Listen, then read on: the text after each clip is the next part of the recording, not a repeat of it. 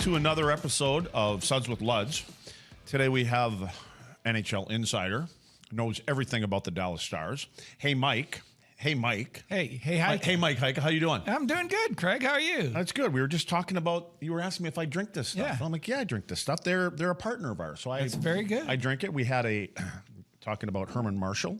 A couple of weeks ago, they opened up they're building a distillery out in Wiley, and which is a place that a bunch of guys, we like riding out there, little countries and stuff like that. So we went out there to their new tasting room, and we tasted a lot. So we took the bikes out there too. So I don't recommend that, but went out there, and I do like it. I was drinking old fashions this way, but it was just a taste. I tasted a lot, and this is the truth. They were small little glasses. That's right. They weren't big. No. So, and I got big guys that I ride with, and we need something bigger than that. But anyway, so Herman Marshall, thanks for the headache the next day, and I'll probably see you again this weekend.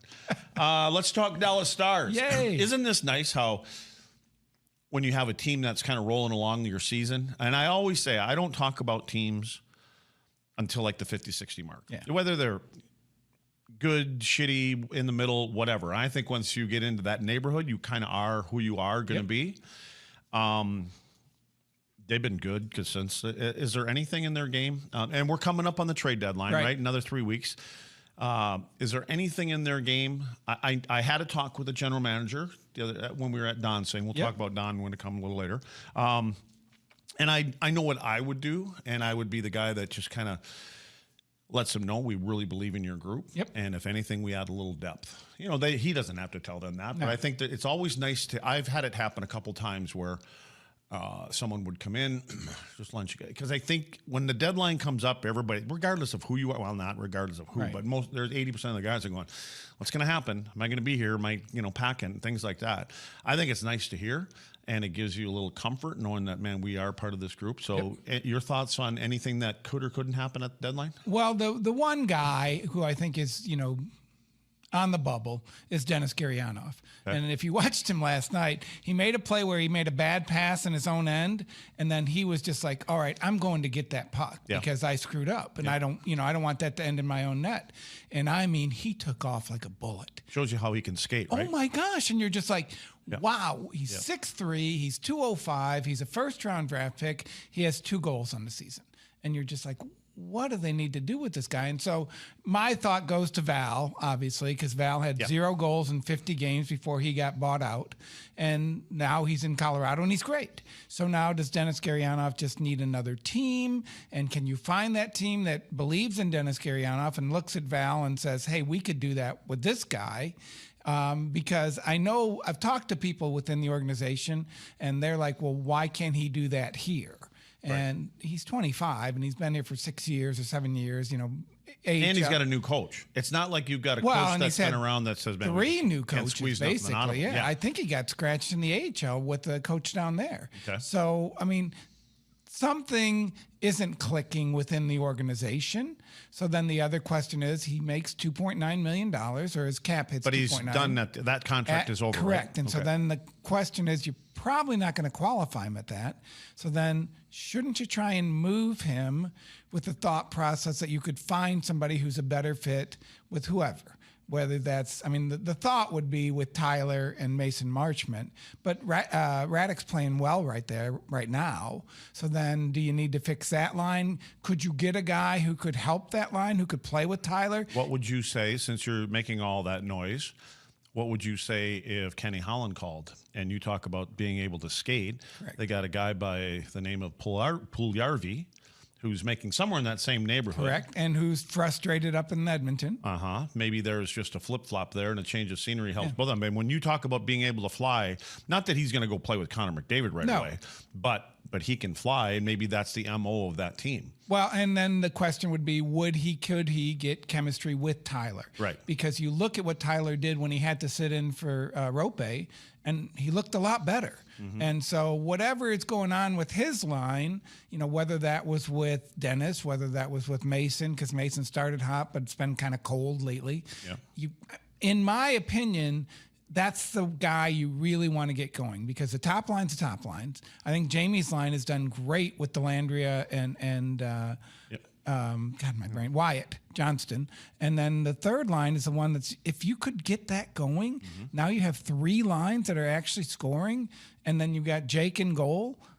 That's a really good team, because there's not a lot of teams. It's funny, as they come in, Anaheim was here, and then they're a little bit of, their struggle. But even Minnesota coming in last night, and you're looking at them and going like, well, they don't have 3 lines. There's not a lot of teams that have 3 lines. Right. And if you could get that, if one guy could come in here, if you could move Dennis and bring in whoever, the one guy who could help, it really would be interesting in the playoffs to see what they could do. Dallas is up against Cap though, currently, correct? Very hard against Cap. Yeah, they're there. I mean, I saw where they sent somebody down for a day just to save a couple grand. Well, and they called up, so Kiviranta got hurt, so missed 1 game. So then they bring in Studenic. Well, now they send him back. So is they sending him back because Kiviranta's ready, or just for 2 days of cap savings? So really, if they're going to be able to make a move, it's going to be dollar for dollar. Is that kind of where you think? Well, and the other wild card in all this is Anton Hudobin counts, I think, 2.02 or something like that against the NHL cap, even though he's playing in the AHL because of the way his contract's structured. So if you could find a team that could take him, then all of a sudden now $2 million comes off your books and you don't even lose a player because he's in the minors. That would be a great thing. But yeah, otherwise, then if you like people who throw out the name, they could go get Patrick Kane. No, it doesn't. No, not unless you're trading Tyler Seguin to Chicago. But Kaner, I would think he's got a full move, right? So he would. I think he would love. He's going to be able to pick the team. But I mean, because there's the talk about the Rangers about him going there, and that is an up tempo kind of team. Yep. But what about in the back end, depth wise? See, I've heard people talk about Luke that. Schenn? Well, here's my question: if you feel you need a forward, then I think you don't have any room for a defenseman. Then the other question is Thomas Harley ready? And then would you bring him up with the thought process that if you had to scratch Nils Lundqvist or I was going to say, so Colin can Miller, Lundqvist and Harley play in the playoffs? That's the big question, right? Because they haven't. No. And so then do you need that veteran guy, or are you happy with the top 5? And the other question, and I apologize for this, Ryan, but you didn't do good in the playoffs last year. Ryan Suter didn't play well in the playoffs last year. There's been chatter about Suits, right? Correct. He is 38 years old. Correct. Right? And the fans don't like his analytics. I don't see that. I see him as a solid third pairing defenseman. Yes. This Craig Ludwig, I think, played in that role back in the day. Although you were up there with Zubov every now and then. Yeah, but again, we were 6 deep. I mean, you know what I mean? And I think we were fairly healthy too. I don't remember. Well, and this team's been very healthy. Yeah, and and you cross your fingers that it continues that way. But I think you have to have a couple insurance policies, and that's why I look at like Schenn is only making $830 or 50 or something like that. And who did you guys add? You added a defenseman who played almost not at all. He came from the Rangers. Didn't we have Dougie Lidster? Yeah, no, Dougie Lidster. Doug Lidster came in and played like 2 playoff games out of 25. But again, he was there. Brad Lukowicz. Yep. Right. You needed him. Yeah. So, I mean, I just wonder, I mean, is that what Dallas, I would think that's the route that they're going to go. Yeah. But I agree with you with Garyanov. I mean, I've always felt, speaking of Val, so I had felt that when Val was here, what I would have done with Val is I'd have played him on his offside because he's not afraid of going to the net. Right. Right. And he's so big, and when he gets a step on you or even gets even with you, with the new rules now, you're either going to draw a penalty or you're bringing some kind of party to the front of the crease. Correct. And I think that's where Garyanov, with that kind of speed, I thought that he relied on his slap shot too often, and I found that he was taking it further, and he's getting. I mean, if they could have opened up a door, he'd have been, out on Highway 35. Well, he had the success on the power play, right? And so then that transfer, but you only play on the power play 4 minutes a game, even if you're a good player. Mm-hmm. So then now you're taking whatever you can. You're successful in 3 or 4 minutes and trying to take it to your whole game. That didn't work. And I will say that every coach here has told him go to the net. Bones. He does. He does it. He doesn't do it like one Val. out of 5 or 6 times. Right, and he doesn't have the muscle that Val has. Even though he's 205 pounds or whatever, he can't dip that shoulder the way that Val used to. Val would push big. Val's a bull. Yeah, he was. Yeah. He is. Yeah. And like you're talking, Val goes to Colorado, and then what did he get, a 7-year deal, 7 or 8 year deal? I don't know if it was that much, but yeah. Yeah, he got a big deal. He got a big deal, and then he earned it. He I did. mean, one, that's a really good offensive team, so he's a good fit there. Yep. And two, and this is, hopefully I'm not telling too much out of school, but I think he told Jim Nill that, a big part of the problem here was him, that he, for whatever reason, his head wasn't right with the Dallas Stars. And part of that, I think, is you start on the top line with Sagan and Ben, and then all of a sudden you get moved to the third line, and now you're upset. And, sometimes it just doesn't work. And that may be the same thing with Dennis. If he just gets a fresh start someplace else, might be the best thing in the world. Well, you brought up a couple names, and I want to bounce around a little bit. But first, I want to go back. I guess second, I want to go back. Thoughts on the All-Star game? That's what I think. But what would you do? I don't mind it now because it's for the kids, but it is really hard. And the other problem, Daryl and I were talking about this because there used to be like 7 Oilers, but then that meant that there were 7 of the best players. There's probably Hall of Famers. Okay. Well, now every team has to be represented, which is probably smart for the league. But now you're like, who's out there? And aren't we missing 4 or 5 or 6 of the best players in the league right now? Like the fact Rope Hint isn't out there. Shouldn't he be? Absolutely. And so situations like that bother me. So that's because of the 4 divisions, and you get certain divisions that don't have. I think the Oilers goalie was out there, and you're like, well, shouldn't Jake be there instead of They don't. The All-Star game don't have All-Stars there. I don't. Then rename it. Yes. Or I don't know. I don't know what you do. No. I mean, and how about the night before, like the skills thing? It was goofy. It was. But I keep going back to the fact that. And I don't know how you feel. It's more for the fans and the kids this weekend. Yeah, I think the kids even. I don't even know if, I'm a 61-year-old guy. I think you are too, or close to that. And it just, I've seen it all, and I don't like it. Like, I still like a baseball all-star game because they really are competing with each other. Like, you can throw your hardest pitch, and that guy can hit it as far as he can. Where you can't do that really in the all-star game or even in the skills competition. I love the hardest shot, but again, this is just like the 3-point and the targets. Yeah, and this is like the 3-point play and the 3-point shooting and the jam competition in basketball. The best 3-point shooters and jammers don't do it anymore. Yeah. So then, if you're going to have the hardest shot, shouldn't you have the hardest shooters out there? Exactly. And so then that kind of waters down all that stuff.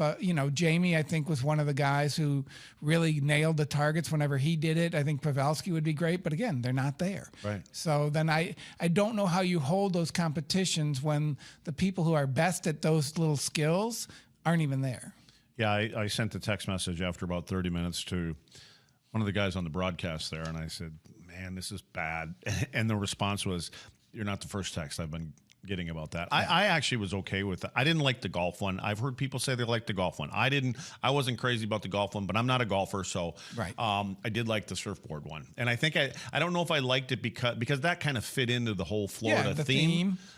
But I liked it because you had a couple superstars sitting in the dunk tank. Yes. When you got Sid Crosby sitting in the dunk tank and things like that. So I thought that was interesting. So anyway, get that part out of the way. But I think it was surprised. Dallas had, 9 days off? Yes. I mean, so that was a nice break. And then they actually did play well coming out of the break. Because there's a lot of times it's like, what are we going to get here? So they had the perfect opponent, too. Yeah. I mean, Anaheim's not bad, and Gibson was fantastic. But they were able to sort of wade in and then win in the shootout. And, So let's talk about the Dallas Stars captain. Okay. Jamie hits 1,000 games. He's having a hell of a season. I would say bounce back or whatever you want to call it. How do you look at his career going into that 1,000 games? And also what I thought was very cool is I think I saw a shot, I don't know, it must have had to be on the Bally's broadcast, but of Jordy was in the house for the game, which I thought was very cool. His team break lined up perfectly. Yeah. So then everybody was there. His sister, I think his sister has a couple of kids and, husband obviously, and then mom, dad, Jordy. It really was like, Jamie's an interesting guy because I don't know that he ain't digging the media so much. No, not his strength, but as long as he does it on the ice. But how do you sum up Jamie's last 3 years? Well, I was just going to say, one, that was important to him, and you could see the smile on his face, and for us, that's pretty cool. Yeah. As far as his last 3 years, it's really interesting in that I compare him to Brendan, and Brendan started to break down physically. And Brendan, see, My feeling with Brendan is Brendan played the game too hard. Yes. And you can't pull Brendan Morrow back. The reversal. And he wasn't 6'3" or 6'4", No. right? And Brendan he didn't shy away from playing or fighting anybody. He finished every hit. He played the game in the crease. Yes. Where you take abuse. Now, when I look at Jamie, I agree with that, but Jamie's a little bit more built to be a power forward, right? Yes. And I think he's plowed through a lot of them, and he's not shy at whatever age he is now. What is Jamie? 32-ish? 33. Yeah. He's not afraid to drop the gloves anymore. In fact, I think he enjoys it. Yeah. So, how do you sum up the first 1,000 games then? Fantastic. Somebody asked me about retiring Darian's number or retiring somebody else's number, and I know they're trying to shy away from that. And I told the guy, I go, the next. Well, you're on the board, right? No. Well, that's for the. Aren't That's you on the for the board Hall for of the, Fame the thing. Hall of Fame thing? Yeah, not for retiring numbers. Okay. But I said, I go, the next retired number might be 14. And I mean, he's earned it already. I agree. So the fact that he's second behind Mo, and then you look at Mo's numbers and you're just like, holy crap, that guy was pretty good. Yeah. Because he's Jamie's still, I don't know, 400 games and 300 points behind Mike. And so. How many years do you think Jamie's got left? That's a good question. This year. We only ask good questions on this program. I know, you always do. This year gives you hope that it could be quite a bit. Here's an interesting stat that came up with 1,000 games. Mr. Analytics here. No, this one is just drop your jaw. Wow. Okay. How many games has Jamie missed in his career? I was going to look that up this morning. I thought 45. I was going to say he doesn't miss games. Out of 1,000. Yeah. Yeah. That's amazing for the way he plays games. What year is this for him? This would be 14. Yeah. So it took me. Well, I don't know how many it took me, to be honest with you. I know that it ended up at around 1,250 or something like that in 17. So he would be on that same kind of path. Yeah. I mean, I think that the two kids that he's playing with has given him some kind of an injection of youth in him. But he doesn't look like he's having a hard time keeping up with them either. And he talked a little bit. He doesn't like to talk about himself or his training or anything. He doesn't like to talk in general. Yeah, in general. But so I was just up in Frisco. He summers here, right? So he's up there by himself, just working out on the ice. And I was doing, I think I was doing a preview to Traverse City because he and James Neal had a huge tournament. And I think it was the last time the Stars won the Traverse City tournament. So I was asking him about it. I said, "You look skinnier." I said, "Have you lost some weight?" And he goes, "You know better than that. Like, don't even ask that question." Yeah. But he does look skinnier. Yeah. And I asked him about, well, if you would lose weight, why would you do? He goes, "The game's getting faster. And you can't. You got to be able to keep up. You got to be able to keep up." I think you did the same thing, didn't you? Like, you didn't lift weights at a certain time. I was told not to. Correct. The GM came down and said, "I don't want to see you in the weight room anymore." Right. I'm like, what? And so I'd have to do everything at home. But I mean, and it was never near the pace that it is now. No, I know, but at the same time, to be that guy in that game at that stage of your career is a hard thing. Yeah. And so you do have to, 5 pounds makes a big difference over an 82 game season. He's been fantastic. And so how do you approach Jamie when knowing how Jamie is, because typically the captain's a dude at end of games, especially when you're losing. Yep. Right? Yep. And Jamie doesn't really sum them up really well. He doesn't want to. It doesn't matter if it's winning or losing. How do you approach a guy like Jamie? Sometimes I give up and just know that it's going to be terrible. Sometimes the terrible answers are the best ones because he's looking at the camera, and so we have to do everything on camera now. We used to just have fun with the tape recorder, but everything's on camera now. But he'll look at the camera and just give an angry answer, and you're like, well, that pretty much sums up his feelings. So sometimes you ask the dumb question to get an angry answer, and I mean that's just part of it. And then the other thing is, I've been around. He's pretty patient. He's comfortable, and if the first question's a decent one, then he'll usually warm up to the second one or even the third one. And you know what? They're winning right now, so it's been pretty easy. And then even last year, and then anytime with Bones, I thought he was actually in a pretty good mood. Right. So do you have a favorite player? No, current one. Current one. Radek is funny. Okay. His English is still not great. What was the old you're letting in line? I was going to say, he's been here for 10 years and his English I finally got worse. told Les, I said, I'd rather have you just speak in Finnish because I can't understand a damn thing you're saying in English. So you like talking Radek? He's funny. He likes to give it back and forth. And then I got to tell you, so as a reporter, you're just looking for a nugget. You're looking for the great quote. And that's why I think you were so great, because you could sum up whatever feelings were in one sentence or two sentences. Tyler does it fantastic. Yeah. So I go to him and ask him about his first game. And I do this to Jamie, and he's like, yeah, I don't know, it was okay. And then I asked Pavelski, he goes, yeah, it was pretty good. And then Tyler goes, well, the captain, whoever it was in Boston at the time, said, look around, enjoy the moment, and then forget about it. And I'm like, that sounds like Bergeron. yeah. And you're just like, what great insight. Yeah. And Tyler's he gives you those nuggets, those stories. So I really do like talking to him. And he's funny in that. So he has what we call the athletic arrogance, and he has the Toronto arrogance. Yeah. And so to get through all that, and he's been here for 10 years now too. So I think all that has kind of washed away, and now he's just his own personality. He doesn't have to be the athletic arrogance guy, the Toronto arrogance guy, or whatever. And so it's been really good. I really enjoy talking to him, and he gives you good insight. Did we appreciate when you talk about Tyler what he had to go through? Because this year he just looks completely different than he last year. Now, I mean, did we really understand what he had to do as far as rehabbing? I think I did. I don't know if I told that story well enough, because he went through. So, I mean, let's go back, 5 years? He had his Achilles tendon cut in half by a skate. Now, how do you come back from that? And how long did it take Carlson?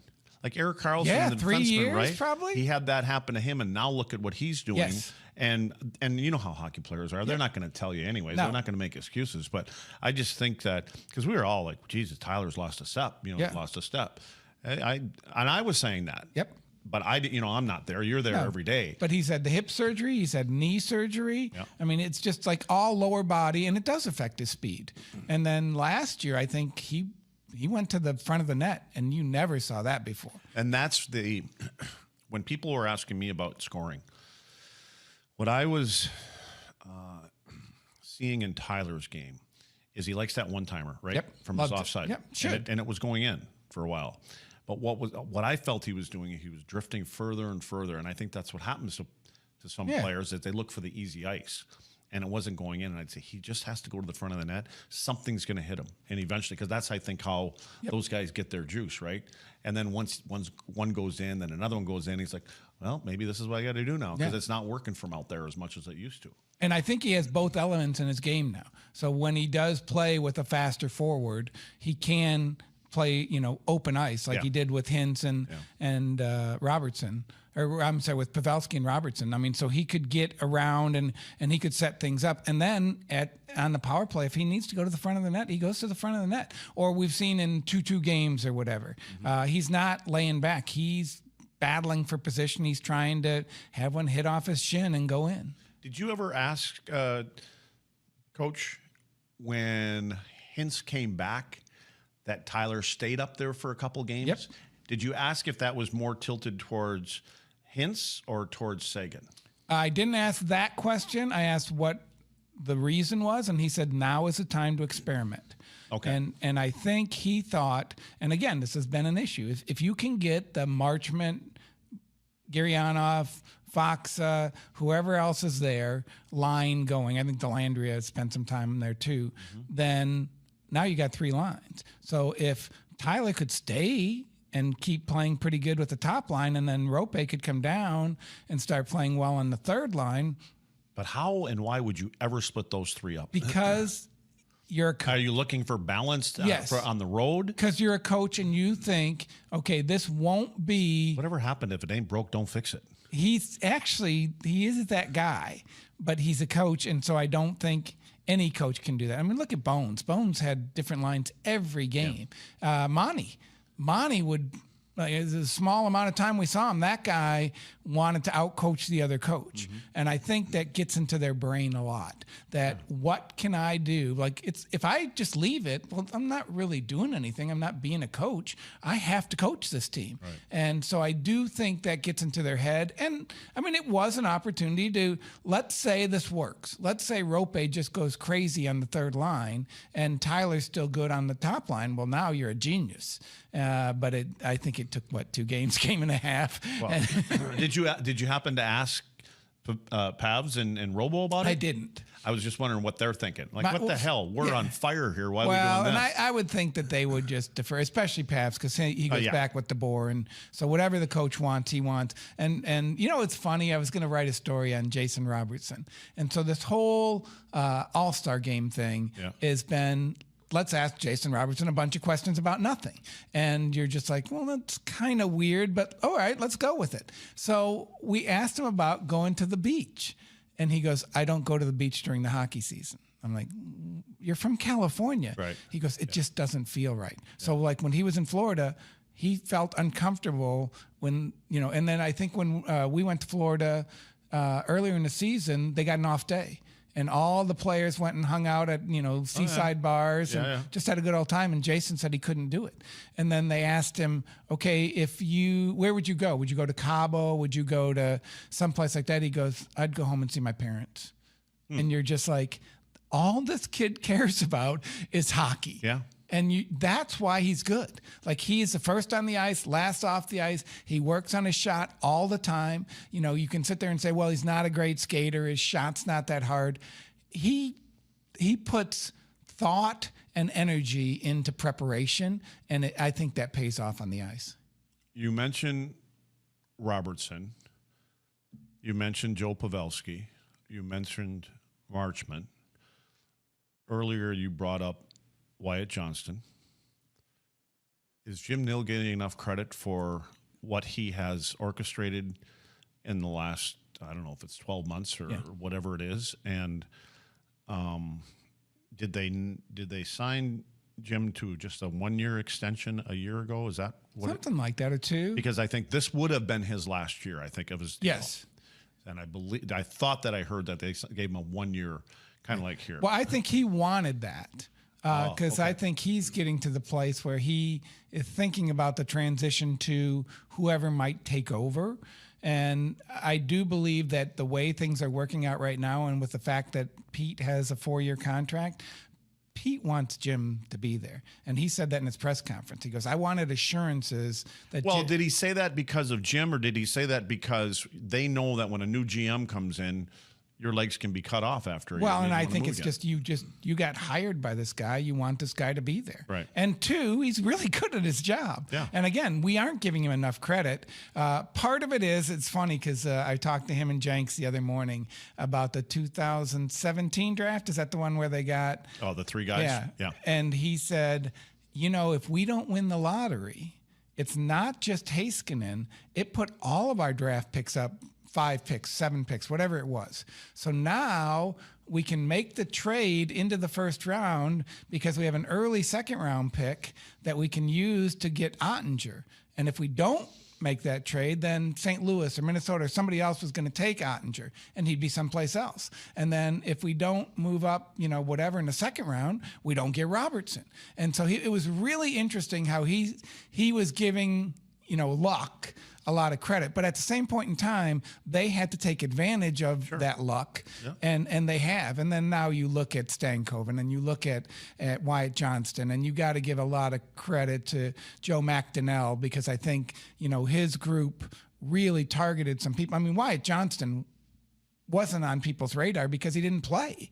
I was sitting with Vern Fiddler, and I think we were in Detroit with our youth teams that he helps the 16s, and I'm with the 18s, and this was early in the year, and we were just sitting there talking. I think it was still preseason. I said, man, I can't see this Johnston kid sticking around. I didn't see it. Like in the preseason games. And I think Fids was he wanted to, I don't want to say he wanted to disagree with me, which he would know way more about forwards and what he sees than I do.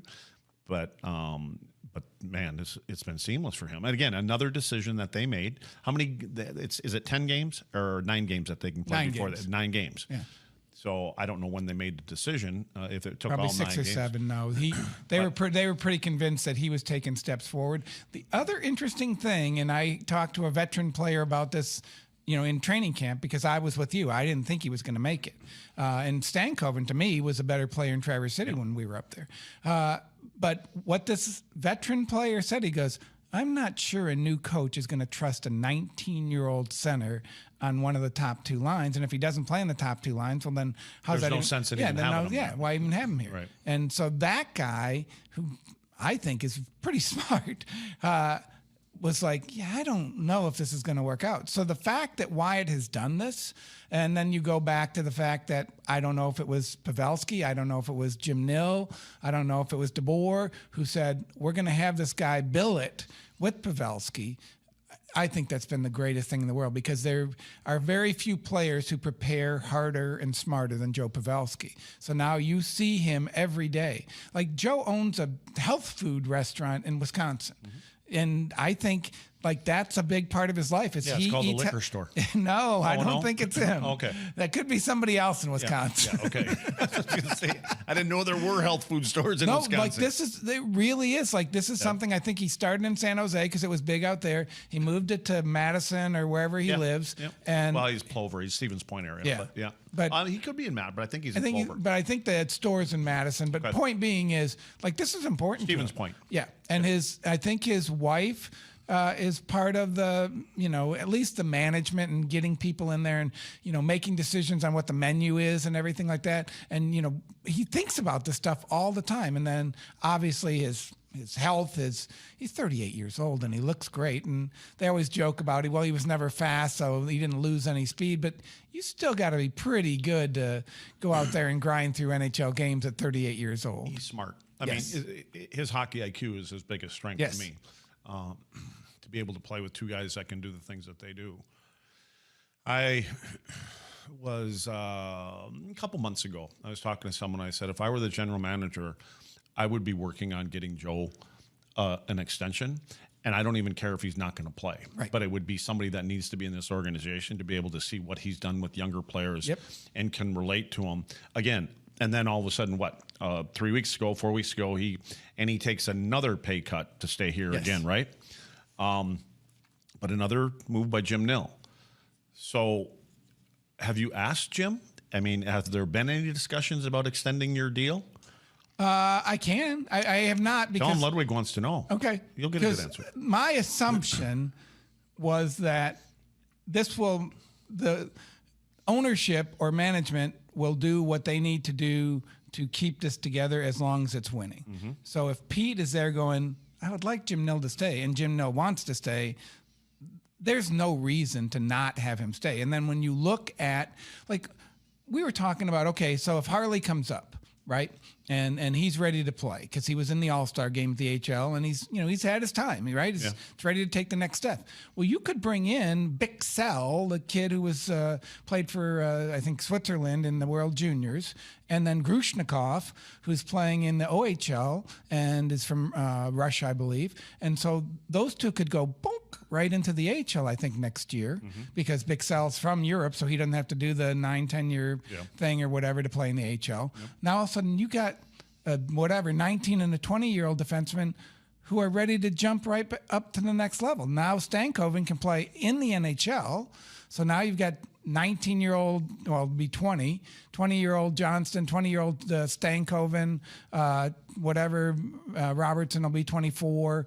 I think, you literally have 6 great players who are 26 or younger. Sure. And it's so funny. I go back and look at your team, and what was Matty? Matty was 25, That was maybe? his third, fourth year? Yeah, somewhere in that neighborhood, Mo was 26, I think. Hatch. Lettinen, Hatch. All in the same neighborhood, And you're just like... But that's the norm today. Right. Mid-20s is the norm. Yeah, you look at... I always wonder about these contracts that you see guys getting at 28, 29, and it's one of the reasons I didn't sign Klingberg, is you can't give an 8-year deal to it. There aren't that many, Pavelski's and 2 guys who are going to be better at 30 than they are at 25. Right. And so you look at the, the scoring numbers and, Tyler, Jamie, whoever, they go down. Tyler's only 31, I think. And, again, he's had the injuries, but again, that's what you do when you get older. You get injured. Yeah. And so the fact that you do need those 24, 25, 22-year-olds who are leading your team. I think this team's in a pretty good place to, if they want to, transition to a younger, whether that's Suter, whether that's Pavelski. I know Pavelski can stick around as long as he wants. Whether that's Jamie or Tyler, as their minutes decrease in these 22 and 20, if it's Stankoven or Wyatt or Delandry. I like Delandry. I think he's been really good. So if those guys start to become the guys who take the most minutes, who score the most points, I do think you have a great chance. And then obviously Ottinger, that's the whole thing right there. Yeah. You got that guy at 24, I think he is. You're in a good place. Has Miro Heiskanen done enough in your eyes to get him into the Norris conversation at the end of this year? No. And I'm one of the critics because he just is not a great offensive He doesn't finish. Correct. He can't. He doesn't put it in the net. And Correct. He does everything but that. And I kind of showed a couple of our younger guys. I like to use those kind of guys because they're smart, great hockey players. Yep. And it seems like once he gets to the top of the circles in the offensive zone, but he's smart enough to know that there's that guy there. Yeah. I don't know if he attempts it enough, maybe, but it doesn't seem like there was finished. But he is a great defenseman. Oh no, to be able to transport the puck out of your own zone the way that he can.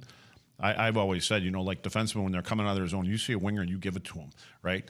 And then Miro was doing that in the beginning. And I'm like, he beat the first guy because you leave him in the dust, and then that just brings somebody else in there that has to pull him out of position. Right? And time and space. Yeah. You give time and space to your line mates. Yep. And used to be you beat people up to give time and space. Right. Now you draw those people in. Zuby used to do the same thing. Yeah. Zuby slowed the game down. Incredible, yeah. So that he could move the puck to where he wanted it for his teammates. The other thing, and I think you probably know this better than anybody, is when he was drafted, they told us his defense is ahead of his offense.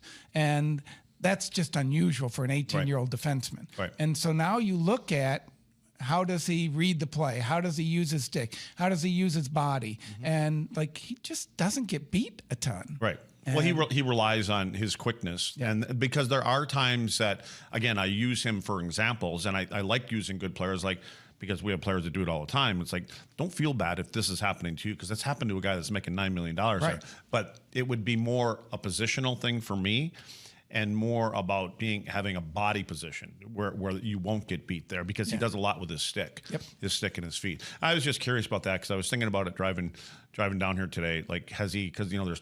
Again, I'm guessing Makar will be up there again. Yeah. I mean, he'll probably be. Fox, that name will be in Fox. I was thinking of those two guys. And then Carlson. Oh my God, he's got to be the hands down And isn't favorite. It crazy? It's all about numbers. Yes. This isn't about defending. Well, it's like, have you seen the Selke Trophy go to some guy who's got 25 goals, and you're just like, no, he's supposed to be the best defensive forward. Yeah. And it's the same thing with they need a defensive defenseman trophy. Yeah. Yeah, that just has to be a separate award. Right. Exactly.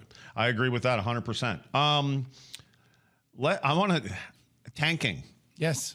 Apparently, the commissioner says that doesn't happen. I disagree. Yeah, but I will say this, and we've had this conversation before in the press box. I don't think the players and the coach tank. They don't, but what they can do is they can call guys up from the minors. Correct. You know what I mean? Or trade them away, or players are never going to say, "Oh yeah, we're going to play shitty tonight." So somebody let them get the top pick so I can lose my job to that guy. There's no way that the players are tanking. Right, and so that's what I think the commissioner, whoever, the people are saying this game is pure. The players and the coaches want to win, but I do think if you're management, you have kind of a responsibility. Like I'll go back and say, Joe was the most hard-headed GM I think I've ever seen. Like he believed that they could win the Stanley Cup while they were in bankruptcy. Yeah. And you're just like, if they would have gone from 8th pick to 3rd pick, look at some of the players who were available back then, when they were getting, whoever it may have been, Scott Glennie or, Campbell or any of those guys that were taken at 8, 9, 10, if they were getting 2, 3, they'd be a different organization right now. So tanking to me, granted they have the lottery and you have to, negotiate that, but odds are there's one team that moves up. And so if you're the worst, you're going to pick, first, second, third, whatever it may be. And so it makes sense to me, especially this year, obviously. Do you think any teams, whether it wouldn't be, again, it wouldn't be players, it would be more management, coaches. Do you think anybody tries to jockey in order who you're going to play in the playoffs? I think that's really hard to do. I think it is too, but I mean, you can always get to the 10-game mark and you can see where you are in the standings and say, hey, we want to give a Joe Pavelski a rest. Correct. Or, you know what I'm saying? We're going to give Otter a couple games off here because we want him to be fresh. Well, and again, we're the media, so we're stupid. But 2 years ago, 3 years ago, whatever it was, you're just looking at, that'd be really good if they could be the wild card that goes into the Pacific Division, because the Pacific wasn't near as good as the Central at the time. And you're just like, that's just one spot. So if you really could negotiate that and make yourself the wild card team that's playing the Pacific Division, that would be a whole lot better than the wild card team that's playing the Central Division, because both Central Division teams typically were in it at that point in time. But again, it's the same thing. It's, if you're 7, you play 2. And if you're 8, you play 1. But so that which leads me to Sidney Crosby. Yeah. Crosby says there needs to be a change. What's your feelings on, instead of having 2 and 3 play each other in your division, go back to the old 1 versus 8, 2 versus 7, and then you reseed at the next round? Yeah, I don't like this format at all. And this one. Yeah, this one, good teams are out too early. Correct. And again, you're playing a fantastic first round series, and you're like, well, wouldn't that have been better in the second or third round? The other thing that's interesting, and this is just me being stupid, but what about 1 through 16? Because we're to the point now where. But does that mean that you could possibly end up with 2 teams in the finals from one conference? I guess you would. Yeah, there's a possibility you could have. There wouldn't be a conference. It'd almost be like soccer. Yeah, but. And again, the other problem is a time zone, which, we found when Detroit was in the Western Conference and they had to go play LA in the playoffs, and that was kind of a mess. So I'm with you. I think go back to the 1 through 8. And I do think that was the best playoff format. Is there a reason you think they went away from it? Yes. They wanted to create rivalries. Is that what Yes. And I think they thought that this would be a good way to keep the interest at the end of the season higher. So, the fact that you could go over and play the Pacific, or you could go whatever, I don't know. The rivalry thing was a big thing they sold on it. But even when they came up with it, it seemed like a dumb idea. Yeah, I agree. I mean, it's always been that way. I don't understand it. Where are you at with your top 3 players in the NHL? It's a really good question. I am a fan of goalies, but the goalies change every year. And maybe it's being around Razor so much, but you're just like, if you've got the right goal, like I look at Hellebuck, and he didn't have a great year last year. Well, he's having a great year this year. And all of a sudden now that just changes your whole team. Mm-hmm. So I kind of want to, I know they only might play 50 or 60 games, but I kind of want to say, whoever the best goalie is in the league should be one of the top 3 players. Then you look at the. Do you have to be in a playoffs? Yes. Do you have to make the playoffs in order to be? So, for instance, if you're calling an MVP, so if McDavid misses. I was going to say, because they've one. Been tap dancing, and again, it's tight there. They're in a wild card spot. I don't know if they're in the last one or the second last one, but they're also 2 points out of first place. Correct. In their division, right? Yeah. So, but if Connor McDavid and the Edmonton Oilers don't make the playoffs, but he finishes with 150 plus points, is he just not the best player in the game? He is. I don't think you can. Is it? Do you vote on that? No, I used. What do you vote on? Nothing. Oh, you don't? Yeah, I thought the writers got to vote on something. Well, I'm not a writer anymore. I'm an employee of the organization. Maybe you'll be the next GM. I could be. I know who you're going to hire as your assistant. You. Yeah. So it is funny. So Craig Button got the chance to do all that kind of stuff.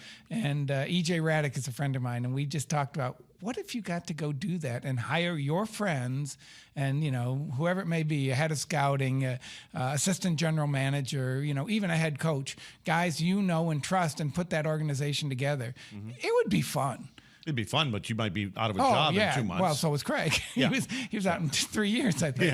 Yeah. But I mean, just that whole process of, we all want. I tell Jim, because I think Jim gets frustrated. I think Bones got frustrated with the critics, and you're like, we all want to be the GM. We all want to be the head coach. We want to make those decisions. Yeah. But then once you get that job, it's not as fun. So back to my question: If McDavid does not make and the Oilers don't make the playoffs, should he still be the MVP? Yes. I mean, he's the MVP. Yeah, I mean, he's the best player in the game. I kind of hesitate because the old school guy in me says no, you have to make the playoffs. But no, it'd be like if Wayne, when he was winning scoring titles by 70 points, if his team didn't make the playoffs, he won the scoring title by 70 points. I mean, if you asked every GM and you asked every player possibly, who do you want on it? Who should we? If we can pick anybody from the league to be on are they all not going to point to that kid? Yes. I mean, so it's a ridiculous argument, isn't it? Yes. And then you look at the next group, and then who's been hurt. I think Colorado has maybe 2 candidates. I think Makar has put himself in the conversation. I know Carlson is, but again, he doesn't do the same thing that Makar does. No. Makar. Carlson does it more with his passing ability is incredible. Yep. He's got a few of the moves.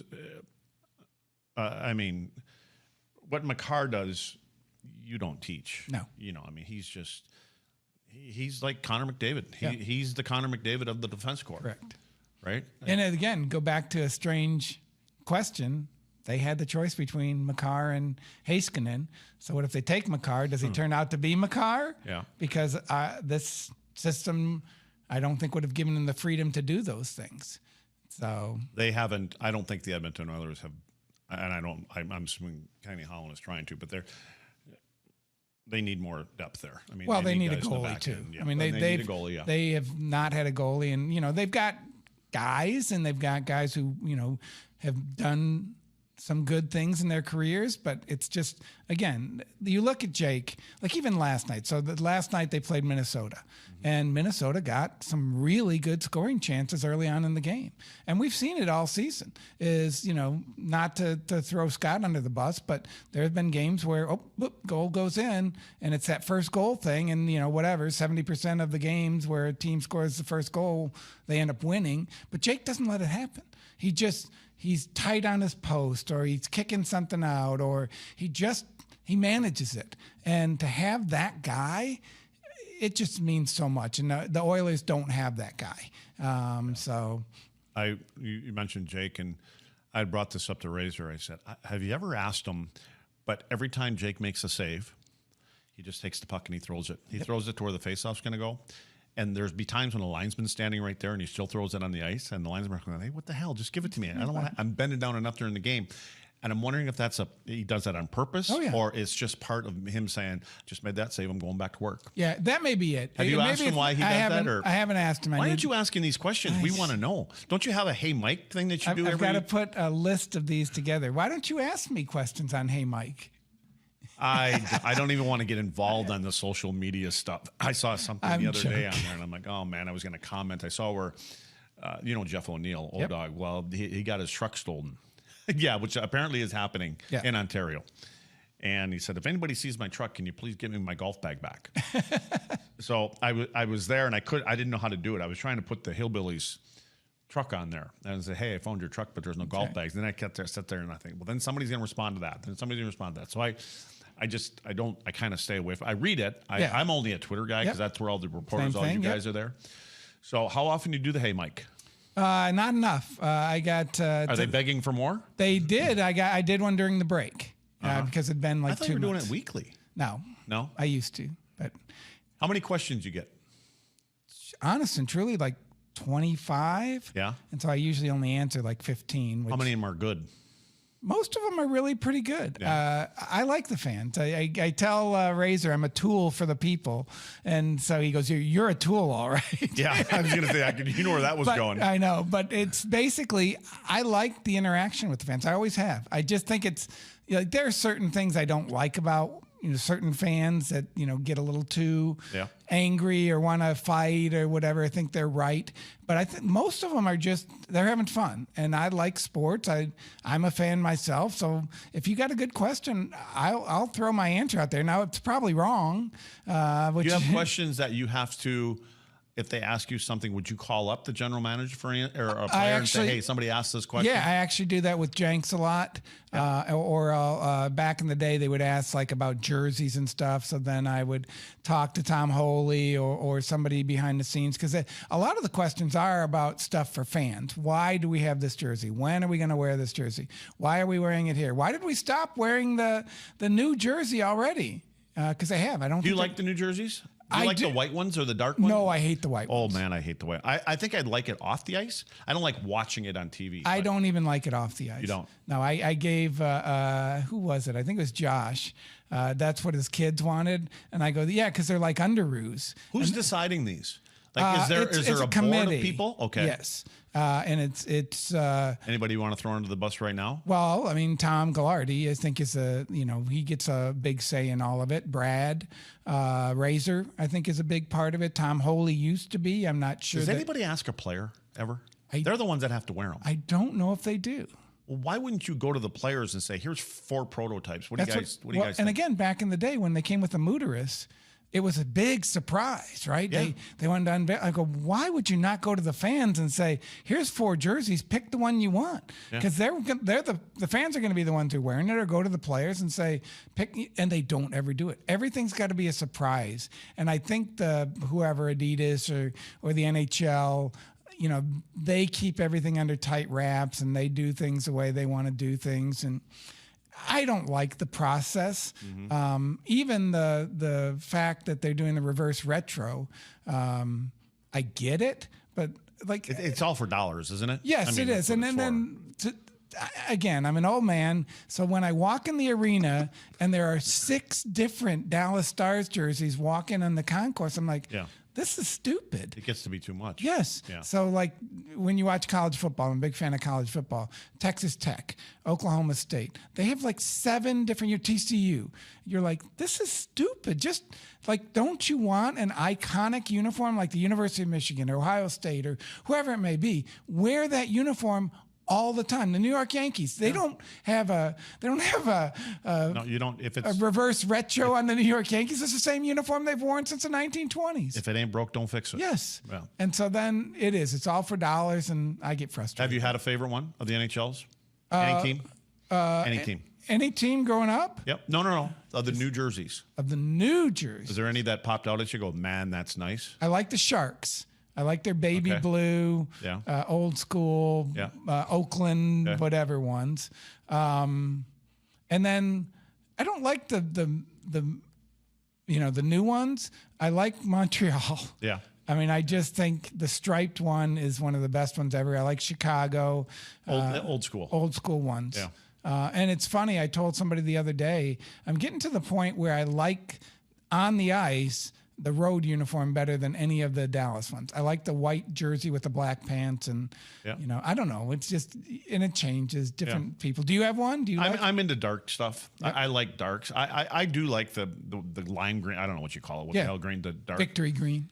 Kind of Darth Vader-ish or whatever. Oh, okay, that was, one. Yeah. You know what I mean? That one. I think they're cool walking down the street. Yes. You know what I mean? It's one thing to watch them on the ice. I actually like the Buffalo ones that I saw last. They were white and the yellow and the blue pants or whatever they had. So, like I said, it's all about the dollars as far as I'm concerned. Yeah. Is there a rule change or is there a rule that you would eliminate or change? Or are you finding any of these rules are taking too damn long? I don't like the offside rule just trust them. But the problem is there's video now, and there's people at home watching right in real time going, backing it up and having a better view than the replay officials. So that is something that's almost like you just have to do it just because every other sport is doing it. Bob Gainey came up with to me, one of the smartest rule changes because it had so much ripple effect on a game. And that was icing still applies on a power play. So you're not allowed to just send it down to the end of the ice. You have to either be skilled or find a way to skate it out, because what do we want? Well, if you take a penalty, we want them to score a power play goal because we want an impact. And then all of a sudden now you've given up 2 power play goals in the game. You're going to be really scared to take a penalty. So now all this crackdown on hooking and holding, that's when he had the conversation with me. Don't just make the refs decide. Put it in the players' heads. That's what we do. Yeah. We can't ice the puck. Our U18s, 16s, 15s, they can't ice the puck. I mean, you're going back. So, it does. And think about that on a power play. You got to face off, and they can't change their defenders. Yep. And the impact, I think you would start to see 30. See, we can change. Okay. So, but either way, but let's say, you'd start seeing 28, 30% power plays. Now, once you do that, the ripple effect is, okay, well, we can't take another penalty. We just can't do it. And so now all of a sudden you've got guys who are a little bit scared to hook and hold and do some other things. Although I think that's less of a problem nowadays than it was back when you played. Yeah. No, you could hitch a ride. Yeah. It was good. So last thing, Mike, just a kudos to the Dallas Stars. Lost Don Winnicombe, who's been sitting by that door since, 96, 97 or something like that. You were there. We did the memorial for Don at, what was the name of the brewery that he did? Four Corners? Yeah, Four Corners Brewery, which was so appropriate. Yes. But I didn't know that all the players were coming. Pete DeBoer was there. Jim Nill was there. Just another classy act, to do that for Don and his family. I hope that when these guys win a Stanley Cup, they're going to have a name sitting on that chair that he sat on with a ring with his name on it. They got the licorice on there right now, I think, in the corner of the locker room. Yeah, is there anybody that's taken that? No? Not that I've seen. Yeah. But I think it's supposed to be just like that, almost like his locker stall. Yeah. That is that important. Yeah. And let me give you kudos. Your speech at the memorial was fantastic because I didn't know that about him. I didn't know he was out riding motorcycles with you guys. Way in the back. Well, I know, but the fact that he did that and the fact that you guys included him in all that, it really is cool because obviously it meant a lot to him. He was the conscience of our group. Correct. He was dad telling us. He didn't, grandpa even. Yeah, grandpa. Yeah. So we'll miss him. Yeah. Mike, I thank you again for coming in here. You are the inside guy. We get all of our info through you. And that's it. And you and your pod. I wanted to ask you, the Podman podcast. You guys do that weekly? Yes, we do. Is there a limit to the time that you get to talk? I only see you. I hear you get to grunt once or twice during that show, which is. There's nothing you can do about it, right? It's Razor running the show. It's his podcast. Yeah, and I'm just a guest. But again, I don't know if you listen to The Ticket or any talk radio station. I don't. A lot of times a producer comes in because it's hard to be just a single host. So then normal, used to bounce things off a producer or, if you're a single host on a weekend, you bounce things off the producer. And so that I kind of feel like I'm that guy where I need to be careful about starting whatever I'm saying. But I do like at the end. So did you watch Columbo back in the day? And so he'd always, he'd be walking out the room and go, one more thing. So I do that to Razor just to annoy him. It's just one more thing, Daryl. I want to talk about this. And then he's throwing his arms up because he wants to get out of there at 45 minutes or whatever. Yeah. And, I will tell you this. I don't know much about podcasts. I don't listen to a bunch of them. But he does. And so he knows a lot about him, and so I just kind of back up and say, well, Razor knows a lot about everything. He just does. ask him. Well, and I agree with you on that. Again, athletic arrogance. It's part of the goalies. But I also he has some great ideas, just like you do. Yeah. It's funny because I, give you a hard time. I would love for you to have say in whether it's Dallas Stars or jersey selections or how the league is run. There's certain guys out there who just get it, and I think Daryl's one of those guys. Yeah. Oh no, there is no question. He is a special talent. Well, Mike Heika, you've got Hey Mike, you've got the Podman podcast. There you go. You're everywhere. You're upstairs in management for the Dallas Stars. So soon. Yeah, I know. And I'll be your first call, right? I'm trying to boot Janko out of there. All right. Mike, thank you again for coming in. That's it today for Suds with Luds, and we'll be back next week.